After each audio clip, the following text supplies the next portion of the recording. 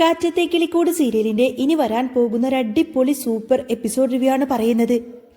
അങ്ങനെ നിധിയാണെങ്കിൽ സുധീഷിന്റെ വീട്ടിൽ വളരെയധികം സന്തോഷവതിയായിരിക്കും. എല്ലാവരും ഒത്ത് വളരെയധികം സന്തോഷത്തോടു കൂടി തന്നെ ആ വീട്ടിൽ കഴിഞ്ഞുകൊണ്ടിരിക്കുന്ന സമയത്തായിരിക്കട്ടോ നിധി ആ വലിയ രഹസ്യത്തിന്റെ അടുത്തേക്ക് എത്തുന്നത്.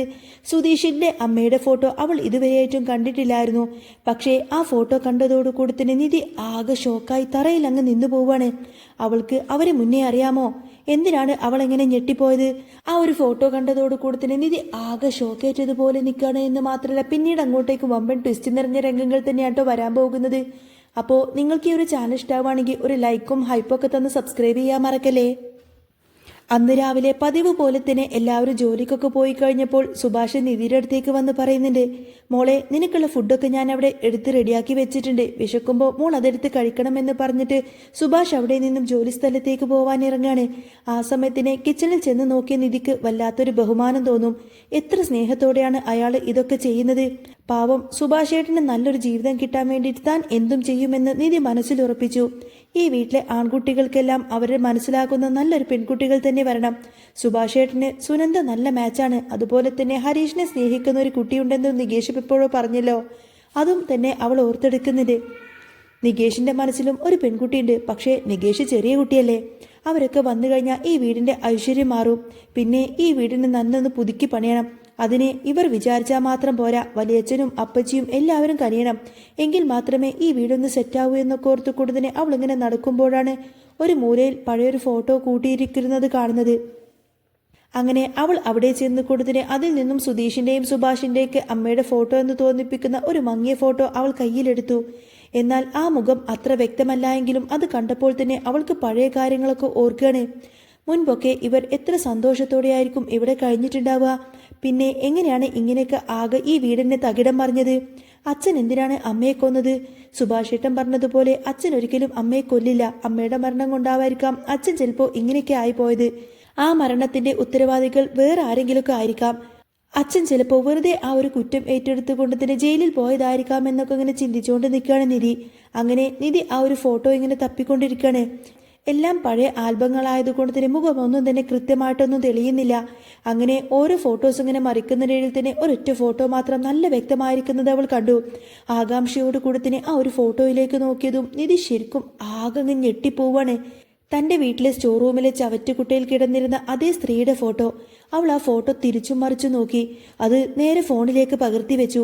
പണ്ട് താൻ തൻ്റെ വീട്ടിലെ സ്റ്റോർ റൂമിലേക്ക് പോയപ്പോൾ എന്തിനാ അവിടെ പോയി അഴുക്കാക്കുന്നത്? അവിടെ പാമ്പും പഴുതാരയും കാണുമെന്നൊക്കെ പറഞ്ഞ് അച്ഛനും അമ്മയും തന്നെ കൂട്ടി പിടിച്ചു മാറ്റിയത് അവൾ ഓർക്കുന്നു. അപ്പോൾ ഇവരുടെ അമ്മയും തൻ്റെ വീട്ടിലുള്ള ആ ഒരു ഫോട്ടോയും തമ്മിൽ എന്താണ് ബന്ധമെന്നിങ്ങനെ ചിന്തിച്ചുകൊണ്ട് നിൽക്കുകയാണ് നിധി. കാരണം അന്ന് അവളുടെ വീട്ടിലെ സ്റ്റോർ റൂമിലും ഇതേ ഫോട്ടോ തന്നെയായിരുന്നു നിധി കണ്ടിരുന്നത്. അവൾക്ക് ആ പേര് പെട്ടെന്നങ്ങ് ഓർമ്മ വന്നില്ല. അവൾ ഉടനെ തന്നെ സുധീഷിനെ വിളിച്ചു. നിധി വിളിക്കുന്നത് കണ്ടുകൂടത്തിനെ സുധീഷ് അത്ഭുതത്തോടു കൂടി തന്നെ ഫോൺ എടുക്കുകയാണ്. ആഹാ, താൻ എന്നെ വിളിക്കണോ? എന്താ വിശേഷം എന്ന് ചോദിക്കും. എന്താ എനിക്ക് വിളിക്കാൻ പാടില്ലേ എന്ന് അവൾ തിരിച്ചു ചോദിക്കുമ്പോൾ, അല്ല താൻ സാധാരണ എന്നെ ഇങ്ങനെ വിളിക്കാറില്ലല്ലോ എന്നാണ് നിധി പറയുന്നത്. വല്ല അത്യാവശ്യമുണ്ടെങ്കിൽ മാത്രമേ വിളിക്കൂ എന്നും പറയാണ്. ഞാൻ വെറുതെ വിളിച്ചതാ സുധീഷേട്ടാ. അല്ല സുധീഷേട്ടൻ്റെ അമ്മയുടെ പേരെന്തായിരുന്നു എന്ന് അവൾ ചോദിച്ചതോടുകൂടി തന്നെ സുധീഷ് ഒന്ന് പകച്ചുപോയി. എന്തിനാ ഇപ്പോൾ അമ്മയുടെ പേരൊക്കെ ചോദിക്കുന്നത് എന്ന് അവൻ തിരക്കിയപ്പോൾ, അല്ല ഇവിടെ തനിച്ച് ബോറടിച്ചിരുന്നപ്പോൾ ഞാനിങ്ങനെ ഓരോന്ന് ആലോചിക്കുമായിരുന്നു. അപ്പോൾ അമ്മയുടെ പേരറിയാൻ വേണ്ടിയിട്ട് എനിക്കൊരു കൊതി തോന്നിയെന്ന് അവൾ കള്ളം പറഞ്ഞു. അത് ഞാൻ വരുമ്പോൾ പറഞ്ഞു തരാലോ എന്ന് സുധീഷ് പറഞ്ഞിട്ടും അവൾ നിർബന്ധിച്ച് ആ ഒരു പേര് ചോദിച്ചറിയാണ്. ആ പേര് കേട്ടതോടുകൂടി തന്നെ നിധിക്ക് കാര്യങ്ങളൊക്കെ ഏകദേശം പിടികിട്ടി. അവൾ നേരെ തൻ്റെ നാത്തൂൻ സാന്ദ്രയെ വിളിക്കുകയാണ്. സാന്ദ്രയെ വിളിച്ചുകൊണ്ട് തന്നെ നിധി ചോദിക്കുന്നുണ്ട്, സാന്ദ്രേച്ചി നമ്മുടെ വീട്ടിലെ ആ പഴയ സ്റ്റോർ റൂമിൽ കുറെ അധികം പഴയ സാധനങ്ങളൊക്കെ കിടക്കുന്നതിൽ തന്നെ ഒരു സ്ത്രീയുടെ ഫോട്ടോ കണ്ടിട്ടില്ലേ? അത് തന്നെയാണ് ഇവിടെ സുധീഷേട്ടൻ്റെ അമ്മയുടെ ഫോട്ടോയും. അവർ രണ്ടുപേരും ഒരാൾ തന്നെയാണ്. എനിക്കത് ഉറപ്പാണ് ചേച്ചി. നമ്മുടെ അപ്പച്ചിയുടെ ഫോട്ടോ അല്ലായിരുന്നോ അത് എന്ന് നിധി ചോദിക്കുമ്പോൾ സാന്ദ്ര ശരിക്കും അങ്ങ് അത്ഭുതപ്പെട്ടു പോയി. അതേ മോളെ, അത് നിന്റെ അപ്പച്ചി പണ്ട് ഇഷ്ടപ്പെട്ട ഒരാളുടെ കൂടെ ഇറങ്ങിപ്പോയതാണ്. അതുകൊണ്ട് വീട്ടുകാർക്കെല്ലാവർക്കും ഭയങ്കര ദേഷ്യമായിരുന്നു. അവരെ പിന്നെ ആരും നോക്കിയിട്ടില്ല. ആ ദേഷ്യത്തിലായിരിക്കും ഫോട്ടോസ് പോലും തന്നെ അവരെല്ലാം ആ ഒരു ചവറ്റുകുട്ടയിലേക്ക് സ്റ്റോർ റൂമിലേക്ക് അങ്ങ് വലിച്ചു കളഞ്ഞത്. ഫോട്ടോസ് എല്ലാം തന്നെ അഴുകിയിട്ട് ഇപ്പോഴും ആ സ്റ്റോർ റൂമിൽ കാണാമെന്നൊക്കെ സാന്ദ്ര പറയാണ്. ആ സത്യം തിരിച്ചറിഞ്ഞപ്പോൾ നിധിക്ക് ശരിക്കും അത് വിശ്വസിക്കാനായില്ല. തന്റെ അപ്പച്ചിയാണ് സുധീഷേട്ടന്റെ അമ്മ എങ്കിൽ താൻ സുധീഷിന്റെ മുറപ്പെണ്ണല്ലേ? ദൈവം തന്നെ ഇവിടെ എത്തിച്ചത് വെറുതെയല്ല എന്ന് അവൾക്ക് തോന്നി. അവൾ ആ ഫോട്ടോ സാന്ദ്രയുടെ ഫോണിലേക്ക് അയച്ചു കൊടുത്തു. സാന്ദ്ര അത് കണ്ട് ശരിയാണല്ലോ എന്നും ഉറപ്പിക്കാണ്. അപ്പച്ചി മരിച്ചിട്ടും അവിടെ ആരും തന്നെ തിരിഞ്ഞു നോക്കാത്തത് എന്താണ് എന്ന് സാന്ദ്രയ്ക്ക് പോലും അറിഞ്ഞില്ല.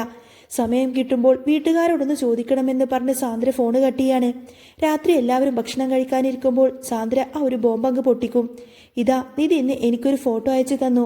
ആ ഫോട്ടോ കണ്ടു കഴിഞ്ഞാൽ നിങ്ങൾ എല്ലാവരും ഞെട്ടുമെന്നൊക്കെ സാന്ദ്ര പറഞ്ഞപ്പോൾ നിന്നോട് അവളോട് സംസാരിക്കരുതെന്ന് ഞാൻ പറഞ്ഞിട്ടില്ലേ എന്നൊക്കെ പറഞ്ഞുകൊണ്ട് തന്നെ വരുൺ അങ്ങ് ദേഷ്യപ്പെടും.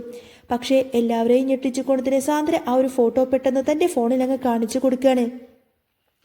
നിധിയുടെ അച്ഛൻ ആ ഫോട്ടോ കണ്ടതോടുകൂടി തന്നെ ആകെ ഷോക്കായിക്കൊണ്ട് തന്നെ പെട്ടെന്ന് തന്നെ കസേരയിൽ നിന്നങ്ങ് എഴുന്നേറ്റ് പോയി. ഇതാണോ അവന്റെ അമ്മ എന്ന് അയാൾ അവിശ്വസനീയതയോട് ചോദിച്ചു. അതെ, ഇത് നമ്മുടെ അപ്പച്ചിയുടെ ഫോട്ടോയല്ലേ എന്ന് സാന്ദ്ര ചോദിക്കുമ്പോൾ നിധിയുടെ അമ്മയും അത് ശരിവെക്കുന്നു. അന്നൊരുത്തന്റെ കൂടെ ഇവിടെ നിന്നും ഇറങ്ങിപ്പോയവളുടെ മകൻ തന്നെയാണോ നമ്മുടെ മകളെ കൊണ്ടുപോയത്? ഇതൊക്കെ ശരിക്കും അവരെല്ലാവരും പ്ലാൻ ചെയ്തതാണോ എന്ന് അച്ഛൻ സംശയിച്ചു. പക്ഷേ അവരിപ്പോൾ ജീവനോടെ ഇരിക്കുന്നില്ല എന്നും അവർ മരിച്ചുപോയി എന്നും അവരുടെ ഭർത്താവ് തന്നെ അവരെ കൊന്നുകളഞ്ഞെന്നാണെന്നൊക്കെ അവർ അവിടെയൊക്കെ സംസാരിക്കുന്നുണ്ട്. തങ്ങളെയും കുടുംബത്തെയും നാണം കെടുത്തി പോയവൾക്ക് ദൈവം കൊടുത്ത ശിക്ഷയാണെന്നും അവർ പറഞ്ഞു. പക്ഷേ ഭാസ്കരനാണ് ആ ഭർത്താവ് എന്ന കാര്യം അവർക്ക് അപ്പോഴാണ് മനസ്സിലായത്. മുറപ്പെണ്ണെന്ന അധികാരത്തിൽ അവൻ അവളെ ട്രാപ്പ് ചെയ്തതാണെന്ന് അവർ ഉറപ്പിച്ചു. സാന്ദ്ര ഈ കാര്യങ്ങളെല്ലാം തന്നെ നിധിയെ വിളിച്ച് പറയുന്നുണ്ട്. സാന്ദ്രേച്ചി, ഇങ്ങനെയൊക്കെയാണോ കാര്യങ്ങളെന്ന് നിധി അത്ഭുതപ്പെടുമ്പോൾ, മോളെ അവരെല്ലാവരും ചേർന്ന് നിന്നെ മനഃപൂർവ്വം ചതിച്ചതാണെന്നാണ് ഇവിടെ എല്ലാവരും പറയുന്നത് എന്ന് സാന്ദ്ര നിധിയെ ഓർമ്മിപ്പിച്ചു. അയ്യോ ചേച്ചി, അങ്ങനെയൊന്നും ആവില്ല സാന്ദ്രേച്ചി എന്ന് നിധി പറഞ്ഞു. അവർക്ക് പോലും ഈ കാര്യത്തെക്കുറിച്ച് യാതൊരു അറിവുമില്ല. ഞാനാണ് ഈ ഫോട്ടോ കണ്ടത് എന്ന് നിധി പറയുമ്പോഴും സാന്ദ്ര അതൊന്നും തന്നെ വിശ്വസിക്കുന്നില്ല. നിധി ഫോണ് കട്ട് ചെയ്ത് അതിനെപ്പറ്റി തന്നെ ആലോചിച്ച് നിൽക്കുമ്പോഴായിരിക്കും സുഭാഷ് പണിയെല്ലാം കഴിഞ്ഞ് വീട്ടിലേക്ക് കയറി വരുന്നത്. എന്താ മോളെ, അമ്മയുടെ ഫോട്ടോയും നോക്കിയിട്ട് ഇവിടെ തന്നെ നിൽക്കാടോ എന്ന് സുഭാഷേട്ടൻ ചോദിക്കുമ്പോൾ അമ്മയുടെ നാട് എവിടെയാണെന്ന് സുഭാഷേട്ടന് അറിയാമോ എന്ന് ചോദിക്കുകയാണ് നിധി. തനിക്ക് അതിനെ പറ്റിയിട്ട് ഒന്നും അറിയില്ല എന്നും അച്ഛൻ അതിനെപ്പറ്റി ഒന്നും തന്നോട് പറഞ്ഞിട്ടില്ല എന്നും സുഭാഷ് പറയാണ്. അമ്മ വീട്ടുകാരെ എതിർത്തുകൊണ്ട് തന്നെ അമ്മ അച്ഛന്റെ കൂടെ വന്നതാണെന്നും സുഭാഷ് പറഞ്ഞു. അമ്മയുടെ ആളുകളെക്കുറിച്ച് അന്വേഷിക്കേണ്ടതെന്ന് നിധി ചോദിക്കുമ്പോൾ നിധിക്ക് എന്തോ അറിയാമെന്ന് സുഭാഷിന് സംശയം തോന്നി. നീ എന്താ സ്റ്റോർ റൂമിൽ പോയിട്ട് പഴയ ഫോട്ടോസൊക്കെ എടുത്തത് എന്ന് ചോദിക്കുമ്പോൾ വെറുതെ പൊടി പിടിച്ച് കിടക്കല്ലേ, ഒന്ന് ക്ലീൻ ചെയ്ത് വെക്കാമെന്ന് വിചാരിച്ച് എടുത്തതാണെന്നൊക്കെ അവൾ മറുപടി നൽകി. അപ്പോൾ വീണ്ടും സാന്ദ്രയുടെ കോൾ നിധിയുടെ ഫോണിലേക്ക് വരികയാണ്. നിധി സാന്ദ്രയോട് സംസാരിക്കുന്ന ആ ഒരു കാര്യം കേട്ടുകൊണ്ട് തന്നെ സുഭാഷിന് കാര്യങ്ങളെല്ലാം തന്നെ മനസ്സിലായി. സുഭാഷേട്ടാ, നിങ്ങളുടെ അമ്മ എൻ്റെ അപ്പച്ചിയാണ്, എൻ്റെ അച്ഛൻ്റെ പെങ്ങൾ എന്ന് പറഞ്ഞ് അവൾ വെളിപ്പെടുത്തുമ്പോൾ സുഭാഷ് ശരിക്കും ആകങ്ങ് ഞെട്ടിപ്പോവാണ്. നികേഷ് അങ്ങോട്ടേക്ക് ഓടി വന്നു. അപ്പോൾ ചേച്ചി എൻ്റെ മുറപ്പെണ്ണാണല്ലേ എന്നൊക്കെ ചോദിച്ചു കൊടുത്തതിന് നികേഷ് കളിയാക്കാണ്. നിധിയുടെ ഉള്ളിലും അന്നേരം സുധീഷിനോടുള്ള ഒരു ഇഷ്ടം കൂടി വരുന്നുണ്ടായിരുന്നു. ആ ഒരു സത്യം പുറത്തു വന്നതോടുകൂടി തന്നെ നിധിയുടെയും സുധീഷിന്റെയും ജീവിതം പുതിയൊരു വഴിത്തിലേവിലേക്ക് കടക്കുകയാണ്. തന്റെ അപ്പച്ചിയുടെ മകനെയാണ് താൻ ഇത്രയും കാലം വെറുത്തിരുന്നത് എന്നോർക്കുമ്പോൾ നിധിയുടെ ഉള്ളിൽ വല്ലാത്തൊരു കുറ്റബോധം നിറഞ്ഞു. സുധീഷിന്റെ പരുക്കൻ പെരുമാറ്റത്തിന് പിന്നിൽ അമ്മ നഷ്ടപ്പെട്ട ഒരു മകന്റെ വേദനയും സ്വന്തം കുടുംബം തങ്ങളെ തള്ളിപ്പറയുന്നതിലുള്ള വാശിയുമായിരുന്നു എന്ന് അവൾക്ക് മനസ്സിലായി. പിന്നെ ഭാസ്കരൻ ജയിലിൽ നിന്നും തിരിച്ചെത്തുന്ന ദിവസം തന്നെ വീട്ടിൽ വലിയൊരു സംഘർഷം തന്നെ നടന്നിരുന്നു. തന്റെ ഭാര്യയുടെ വീട്ടുകാർ ഇപ്പോഴും തന്നെ ഒരു കൊലപാതകയായി കാണുന്നതിൽ അയാൾക്ക് വലിയ വിഷമമുണ്ട്. എന്നാൽ നിധി ഇഷ്ടപ്പെട്ട് രണ്ട് കുടുംബങ്ങളെയും ഒന്നിപ്പിക്കാൻ ശ്രമിച്ചു. അപ്പച്ചി മരിച്ചതൊരിക്കലും അച്ഛൻ കൊന്നിട്ടില്ല, അത് വിധിയായിരുന്നു എന്ന് സുഭാഷേട്ടൻ കണ്ണീരോടുകൂടി തന്നെ നിധിയുടെ അച്ഛനോട് പറയുമ്പോൾ വർഷങ്ങളായി കെട്ടിക്കിടക്കുന്ന ആ ഒരു പകയുടെ മഞ്ഞുരുകാൻ തുടങ്ങി. സുധീഷ് തന്റെ സ്നേഹം പ്രകടിപ്പിക്കാൻ അറിയാത്ത ആളാണ് എങ്കിലും നിധി തന്റെ മുറപ്പെണ്ണാണെന്ന് അറിഞ്ഞ നിമിഷം മുതൽ അവന്റെ കണ്ണുകളിൽ ഒരു പ്രത്യേക തിളക്കം വന്നിരുന്നു. താൻ അവളെ വിവാഹം കഴിച്ചത് വെറും ഒരു വാശിപ്പുറത്തല്ല, മറിച്ച് തന്റെ അമ്മയുടെ കുടുംബവുമായി ചേരാനുള്ള ഒരു നിയോഗമായിരുന്നു എന്ന് അവൻ മനസ്സിൽ ഉറപ്പിച്ചു.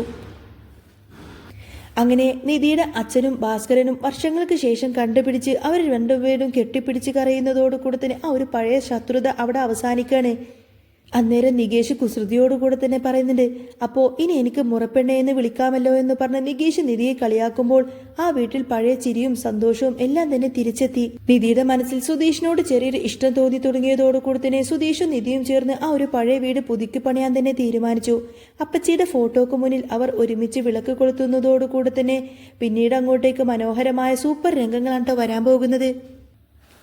നിധിയും സുധീഷും തമ്മിലുള്ള ആത്മബന്ധം ഇനി അങ്ങോട്ടേക്ക് കൂടുതൽ ദൃഢമാവുന്ന കാഴ്ചയാണ് പിന്നീട് കാണാൻ സാധിക്കുക.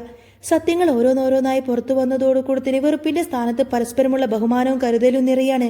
അങ്ങനെ പഴയ പകയെല്ലാം വെടിഞ്ഞുകൊണ്ട് തന്നെ രണ്ട് കുടുംബവും ഒന്നായതോടുകൂടി തന്നെ അനിയന്മാരുടെ ജീവിതത്തിലും സന്തോഷം നിറഞ്ഞു. നിധി മുൻകൈയെടുത്തുകൊണ്ട് തന്നെ അവർക്ക് അനുയോജ്യമായ പെൺകുട്ടികളെ ആ വീട്ടിലേക്ക് മരുമകളായി കൊണ്ടുവന്നു. പകയുടെയും പ്രതികാരത്തിന്റെയും കഥയിൽ നിന്നും സ്നേഹത്തിന്റെയും കുടുംബ ബന്ധങ്ങളുടെയും മനോഹരമായ ഒരു യാത്രയായി ഈ സീരിയൽ അങ്ങ് മാറാണ്. നിധിയും സുധീഷും കൈകോർത്തു നിൽക്കുമ്പോൾ പ്രേക്ഷകർക്കും അത് വലിയ ആശ്വാസമായിരുന്നു. ഇനി വരാൻ പോകുന്ന വമ്പൻ ട്വിസ്റ്റ് നിറഞ്ഞ എപ്പിസോഡുകൾക്കായി നമുക്ക് കാത്തിരിക്കാട്ടോ. അപ്പോൾ നിങ്ങൾക്ക് ഈ ഒരു ചാനൽ ഇഷ്ടമാവുകയാണെങ്കിൽ സബ്സ്ക്രൈബ് ചെയ്യാനും ഒരു ഹൈപ്പും ലൈക്കൊക്കെ തരാനും മറക്കല്ലേട്ടോ. ബൈ.